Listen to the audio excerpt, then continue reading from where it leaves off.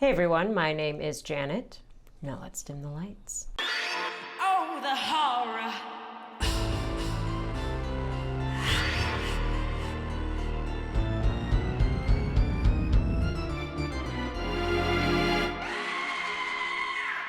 Hey guys, welcome back to my channel where we talk about all things spooky, uninviting, and downright horrific. As my usual disclaimer, I do not take myself seriously, and I really hope that you don't either. I'm just here to provide lighthearted, digestible reviews, and if you are looking for something a little bit more in-depth and serious, there are channels that do that. I'm just not one of them.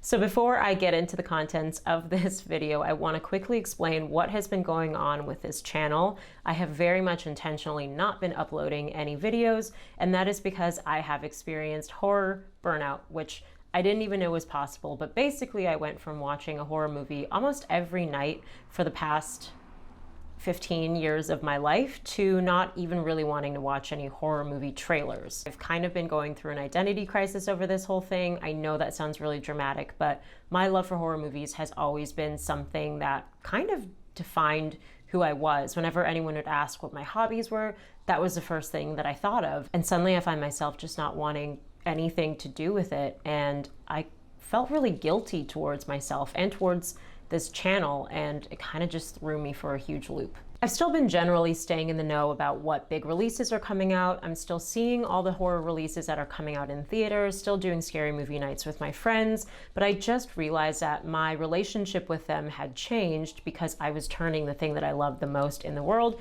into a job, and that really sucks. And I was taking notes in the movie theaters, and I guess just over-analyzing every horror film that I watched to the point where I just didn't want to watch them anymore. I'm thoroughly impressed by the big YouTubers like Spooky Astronauts who can release multiple videos a week. I don't know how you guys do it, but I realize what works for me is to release when and about what I want instead of sticking to this really rigid weekly schedule, because I just realized that took all the fun out of it for me. On top of that, I do still have a whole ass other job and all these other ambitions and goals that I'm really working towards, but I am nowhere near done with this channel, so all of this to say, I'm here. There have been a few films recently that I did actually consider coming back to review, some of which I really loved. Evil Dead Rise has probably been my favorite feel-good horror movie of this year thus far. It was just so amazing, but instead of reviewing that movie, I am here reviewing The Boogeyman. First impressions of this film was that it might be a jump scare reliant, classic, middle of the road type horror movie, comes and goes and you kind of forget about it. I didn't see it on opening night like I normally do, so I was able to take a peek at the ratings where they sat when I went and saw it, and it was right around the middle, right where I would expect it. So expectations were low, needless to say. I don't know how many renditions of this film concept we need at this point. There was a trilogy about the Boogeyman that was made in the 80s, and then another trilogy came out in the early 2000s, the first of which got a whopping 13% in Rotten Tomatoes, so you can probably assume how that one went. And then there is probably the most well-known at this point version of the Boogeyman story, which was The Babadook back in 2014, and I recently rewatched that film because, hot take, I did not love this movie nearly half as much as everyone else seemed to. I went and I looked it up again, and it has a 94% on Rotten Tomatoes, which is crazy. So I was like, okay, let me give this film one more chance. Watched it again. It sucked. So as I mentioned, I was not going into the theater with high expectations for this one, and I figured at the very least I could be pleasantly surprised.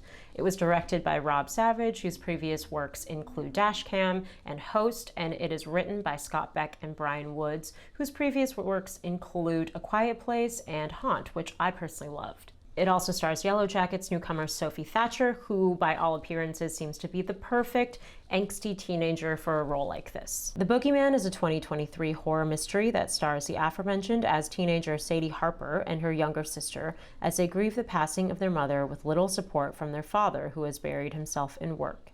When a distraught patient comes to the house claiming a diabolical entity has taken his 3 children, Sophie herself soon begins to experience unnerving events around the house and wonders if the entity has now latched onto her family. So I'll start with performances. The acting in this film was not distracting, which I consider a win. Sophie Thatcher, just as I expected, played the perfect angsty teenager, which I don't even think is an act. I think that's just her. Also, David Dastmalchian, excuse my pronunciation, aka that creepy guy in the first Dark Knight. He was in it as well as the distraught client, and he did a really good job being creepy as fuck. I could never really picture him playing a protagonist in like a rom-com. He just has this just dark, brooding face, which is so good to play a villain, which he wasn't necessarily in this movie. But anyways, that really is the only high point that I have to discuss about this film, because aside from that, all in all, the Boogeyman was formulaic as fuck, as I expected that it would be. It was jump scares galore, and at first it was like still kind of fun and exciting, and aside from one pretty great jump scare moment, it was all so predictable, and after like 20 minutes of the film, it felt like it dragged. My biggest gripe with the Boogeyman, as it usually is with these mediocre horror movies, is with the monster himself, the Boogeyman. I feel like it's not giving away too much to say that you do see the monster pretty early on and pretty frequently, to the point where you get a really good glimpse of the monster, and I hate that. I don't want to see it. I want to use my imagination and picture the most horrifying thing I could possibly conjure up in my mind. I don't want to see the same old cliche gangly creature that every horror movie uses these days, probably done by the same sad, overworked FX guy. Like, I just don't. I would love to continue on this rant and go into more substantial detail about what I hated about this monster, but I won't give anything else away. Just know that if you are going to go see this movie, you'll probably be kind of underwhelmed by the monster. I really feel like I haven't seen a real scary, imaginary villain since Insidious. In fact, I would love to know what your favorite horror movie villain is, and I'm not talking humans, I'm talking CGI or practical effects villains. Leave a comment below because I would love to know. In his review of The Boogeyman, Roger Ebert sums it up perfectly in regards to Rob Savage's career trajectory by saying, quote, "The Boogeyman is packed with familiar beats and little personality, the horror equivalent of a rising music star making a fan-friendly Christmas album as their biggest project yet." Could not agree more. I feel like The Boogeyman is part of this new old wave of horror movie making that I can only describe as low-hanging fruit.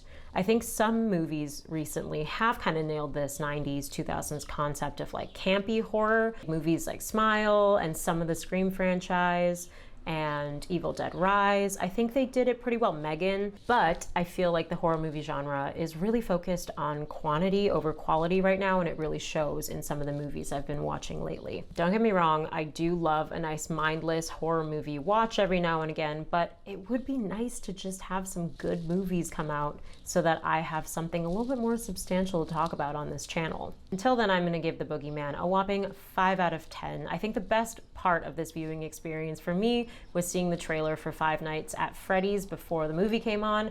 That one I'm so excited to feast my eyes on because I feel like it's been in the making for years now, and if you grew up around my age, that was just such a significant game.